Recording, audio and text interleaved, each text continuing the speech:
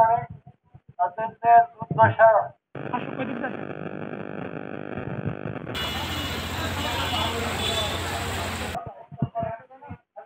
Roads and highway তাদের নিয়ন্ত্রণে নেওয়ার পরে টেন্ডার দিল। সেই টেন্ডারে জেলা যুবলীগের সাবেক প্রেসিডেন্ট ওয়াহিদুজ্জামান কাজ পেলেন। তিনি 5 কিলোমিটারের জায়গায় 7 কিলোমিটার খুঁড়ে রাখলেন। 2.5 বছর হয়ে গেল, তিনি আর কাজ করেন না। রাস্তায় বড় বড় খানাখন্দ তৈরি হয়েছে।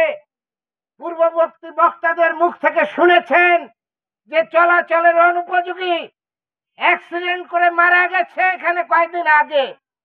তারপরেও প্রতিনিয়ত ইজি বাইক ভ্যান উল্টে যাচ্ছে। এই অবস্থা দৃষ্টিগোচর হয় না। বিগত সরকাররা পালিয়ে গেল।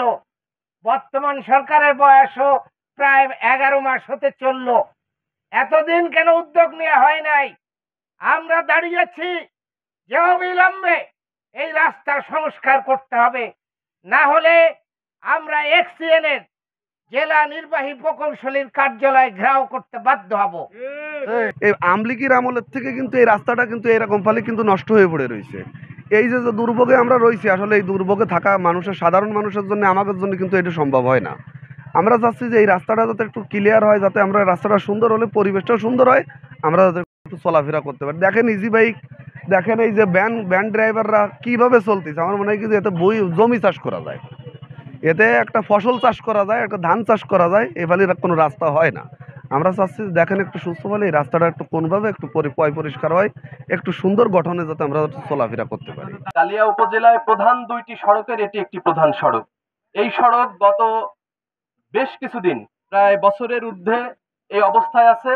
এই অঞ্চলের মানুষকেই দুর্ভোগ পোহাতে হচ্ছে। আমাদের প্রশ্ন হচ্ছে যে কোন কন্ট্রাক্টর যদি পালিয়ে যায়, সে যদি কাজ বন্ধ করে রাখে, তাহলে সেই বন্ধ কাজ করার দায়িত্ব কার?